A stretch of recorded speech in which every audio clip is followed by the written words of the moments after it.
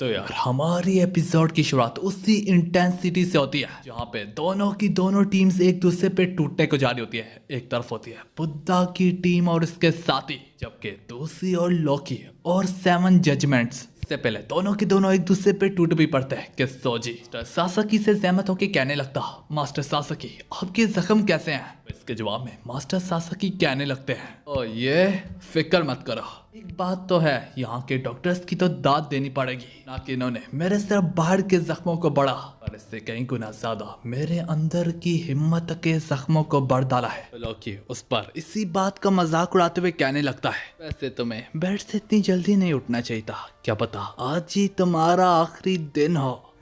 बल्कि मास्टर सासकी भी अब उसकी ट्रैश टाक को बहुत ज्यादा हल्का लेते हुए कहने लगता है, गॉड लोग अपने आप को कुछ ज्यादा ही बड़ी तोप समझते हो। गॉड्स की हर बारी पे और हर लम्हे में यही एक छोटी सी सोच होती है, जो काम भी होगा वो तुम लोगों के मुताबिक होगा, चाहे वो छोटे से छोटा हो या फिर बड़े से बड़ा। लोकी इसका मुंह तोड़ जवाब देते हुए कहने लगता, नहीं नहीं ऐसी बात नहीं है, कामों को अपने तरीके पे चलाते नहीं है बल्कि काम खुद हमारे तरीके पे चलते हैं। ये सब सुन के सोची बैटल के लिए तड़पते हुए कहने लगता है, गंदा ये लोग बड़े गार्ड्स है, क्या मैं इनकी जान को नोच सकता हूँ? कोंडो से कहता है, भाई जो करना है करो, अब आगे तुम्हारी मर्जी।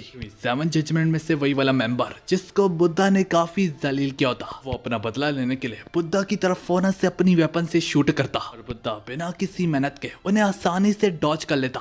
देख के उसके पैरों तले जमीन खिसक जाती है कि आज तक कोई भी इतनी आसानी से इन बुलेट्स को ऐसे डॉज नहीं कर सकता है। देख के यहाँ तक लोकी भी उसकी दाद देते देते उन्हें पोर्टल में से अपनी गजब किस्म की चेन नाइफ को बाहर निकालते सारे वो अपने सामने वाले सब एक एक पे टूटा पड़ता और सारे के सारे ना कि सब उसके वार से बचते और रोकते और यहाँ तक सोजी लोकी की तरफ बढ़ के उससे पीछे भी धकेलता है। तो देखे लोकी को काफी ज्यादा खाड़ चढ़ी होती, उल्टा यहाँ पे सोजी का भी यही हाल होता, जिस वजह से दोनों के दोनों डिसाइड करते हैं कि यार जो मर्जी हो जाए अब हम एक दूसरे की जान लेके ही रहेंगे। यही दिल और दिमाग में ठान के दोनों जैसे तैसे एक दूसरे पे टूटने को जा रहे होते हैं। वंस अगेन बीच में जियस अपनी टांग लड़ाते हुए जमीन पे एक दमदार किस्म का पंच करके सबका ध्यान अपनी तरफ करवाता। पर जियस ना कि सिर्फ अकेला होता बल्कि उसके साथ ओदिन भी होता।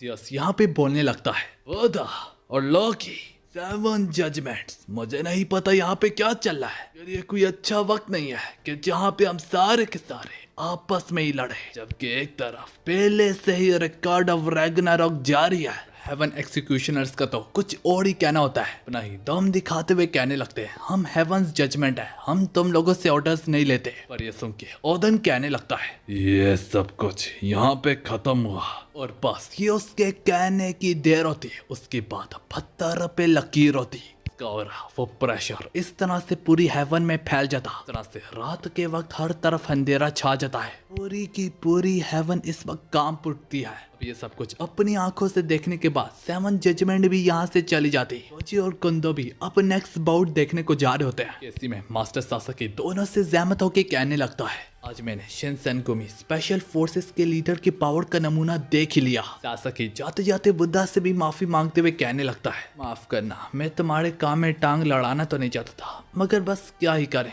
आदत सी है। ये कहने के बाद वहाँ से सारे के सारे ह्यूमंस भी चले जाते हैं। अब पीछे बाकी होते सिर्फ बच्चे कुचे 3 गॉड्स ही। वहीं पे जियस बुद्धा से काफी सीरियस होके कहने लगता है, और हाँ एक और चीज, मैं नहीं चाहता कि अब तुम मेरे लिए मजीद किसी किस्म की परेशानी क्रिएट करो।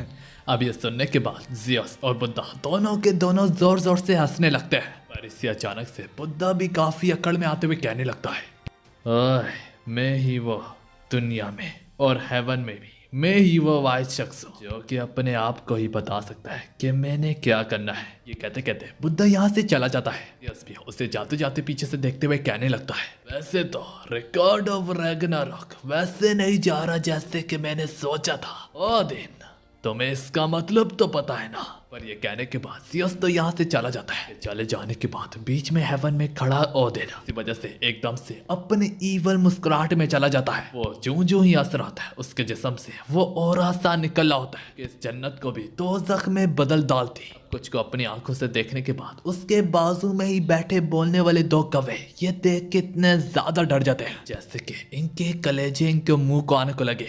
में सीन कट हो जाता और दूसरे सीन में कॉल बोनिल्डा के पास आके उससे माफी मांगते हुए कहने लगती है, मुझे माफ कर दीजिएगा, मैंने गुस्से में बहुत कुछ कह दिया, मुझे पता है हम कौन सी साइड के लिए लड़े हैं और इसके लिए क्या क्या करना जरूरी है। बोनिल्डा उसके कंधे पे हाथ रखते हुए इससे कहने लगती है, तुम्हें माफी मांगने की कोई जरूरत नहीं, चलो दोबारा से उसी तरह मिलके काम करते हैं जैसे कि किया करते थे। जिस सब में इसी तरह दोनों के बीच में सारे के सारे मामले खत्म हो जाते हैं। इस तरह कॉल कहने लगती है, हम लोग गॉड्स के बराबर हो चुके हैं, क्या पता अगली बार हम जीत भी जाए। बोनिल्डा ह्यूमन की तरफ से नेक्स्ट फाइटर की तरफ बढ़ते हुए कहने लगती है, गॉल तुमने जो कहा सच कहा, यही वजह से तो मैं इस शख्स के पास आई हूँ। सब में वो इंसानियत के अगले उम्मीद के दरवाजे के आगे खड़ी होती है। रूम में एंटर करने से पहले वो दोनों के दोनों अपने शूज उतार देते हैं। के बाद ही वो इस रूम की गहराइयों में बढ़ने लगते हैं। इसी तरह कॉल उस रूम में सोए हुए शख्स पे जैसे ही अपनी नजरें ठहराती है वो शख्स को किसी जायंट से कम ना पाती। कॉल काफी परेशानी से कहने लगती है, आखिर ये परेशानी है कौन।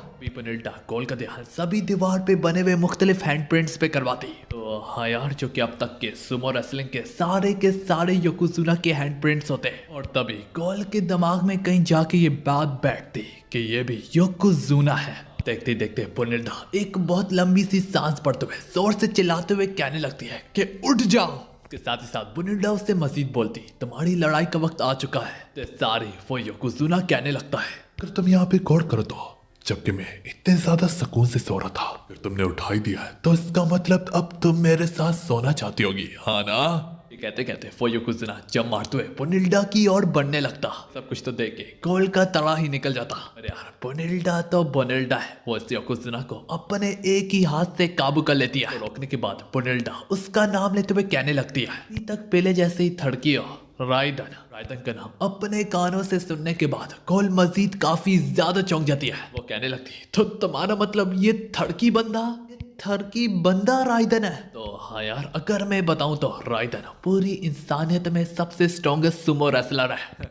हमारे बेचारे उशो हिनामारू को तो कोई पूछता भी नहीं है यहाँ पे। खैर यार, राइदन मजीद थड़कीपन दिखाते हुए कहने लगता है, तो वह कौन सी पड़ी होगी जो मेरी वलकैरी खिलाएगी। इस समय बोनिल्डा उसकी वलकैरी का नाम पुकारती है। तो यार, जब जैसे तैसे उसकी वलकैरी इस रूम में एंटर करने को जा रही होती, वो योकोजुना खुद भी हैरान हो जाता। हमें दिखाया जाता उसकी वलकैरी उससे भी कई गुना ज्यादा साइज में बड़ी होती। अब ये देख के वो योकोजुना मजीद काफी ज्यादा परेशान होता चला जा रहा होता कि वलकैरी अब कहने लगती, मुझे पता है तुम मुझे देख के काफी ज्यादा डिसअपॉइंट हुए होगे। अरे यार, वंस थड़की जारवेजा थड़की। वो खुशी से कहने लगता, नहीं यार, तुमसे बेहतर पीस मुझे कहीं पे नहीं मिलने वाला। ये कह के वो सिर्फ फौरन से उस पे जप्पी डाल देता। खैर यार, उसकी वलकैरी तो ये मजाक समझ रही होती है। राइदन उसके साजिद माजिद के बीच में मुंह देते हुए कहने लगता है, मैं ऐसी चीजों पे मजाक वगैरह नहीं करता। तो हाँ यार, उसके वलकैरी उसकी आंखों में वो सीरियस मन देख के यहीं पे पिघल जाती। सब देखे कॉल पहले से भी काफी ज्यादा हैरानगी से कहने लगती, भाई औरत तो सभी वोल्केरी में से सबसे ज्यादा स्ट्रॉन्गेस्ट है, आखिर इतनी जल्दी ये पिघल गई। देखते ही देखते वो वक्त आ जाता, वो लम्हा आ जाता, वो घड़ी आ जाती, वो समय आ जाता जिसको सब धड़कते हुए दिलों का इंतजार था। मैं बैटल एरिना दिखाया जाता जो कि पूरे जापान के सुमो जैसे बनाया गया होता। में हैंडलर अब चिल्लाते हुए कहने लगता है, इंसानियत की अगली उम्मीद एक ऐसी जगह से है जहाँ पे सुबह का सूरज सबसे पहले निकलता है। जापान ना कि सिर्फ इतना बल्कि मार्शल आर्ट की दुनिया में भी इसके काफी ज्यादा चर्चे हैं, सुमो। तो हाँ यार, हमें दिखाया जाता काफी सुमो रेसलर्स के साथ ही साथ पिछले योकोजुना भी आए होते हैं राइदन को चेयर अप करने के लिए बाकी सुमो रेसलर्स सभी पे जोर जोर से पाँव मारे होते हैं जो कि सुमो का स्टैंस है। इस में हमें उस शख्स के बारे में दिखाया जाता जिसको देखने के लिए सभी लोगों की आंखें तरस जाती है। राइदन अब धीरे धीरे ही सही लेकिन अपने कदम लेके एरिना की तरफ बढ़ने लगता। हर तरफ उसके ही चर्चे चल रहे होते, कोई मार्शल आर्ट में भी उस तक नहीं पहुंच सकता, ना कि सिर्फ इतना बल्कि सुमो की दुनिया में भी कोई उससे नहीं छू सकता। हैंडलर अब राइदन के बारे में मजीद बोलने लगता। 2000 सालों की हिस्ट्री में भी राइदन एक ऐसा शख्स जिससे कोई चाह के भी जुटला नहीं सकता। राइदन इतना ज्यादा पावरफुल हुआ करता था अपने दौर में, यहाँ तक इससे खतरनाक सुमो रेसलर्स के मूव इस्तेमाल करने पे भी पाबंदी थी, पर इस सब के बावजूद भी तब भी कोई उससे एक बार भी ना हरा पाया। टाइटन भी अपनी क्लॉक को हवा में फेंक डालता और अब गॉड्स की तरफ से वेस्ट साइड पे गॉड्स की तरफ से जो कोई भी लड़ने को जा रहा वो एक बहुत बड़े हाथी पे सवार होता। हैंडलर कहने लगता वो गॉड इसने दुनिया को खेल के लिए बनाया और फिर एक ही झटके में तबाह भी कर डाला। ये सबको धूल के बल बदल डालता है, जो चीज भी उससे पसंद नहीं आती इसी में वो गॉड भी अपनी सवारी से उतर जाता। हैंडलर अब कहने लगता इंडियन का सबसे ग्रेटेस्ट गॉड उसका नाम है शिवा। देखते देखते दोनों के दोनों आमने सामने खड़े होते हैं और इसी के साथ हमारी एपिसोड यहाँ पे खत्म होती है।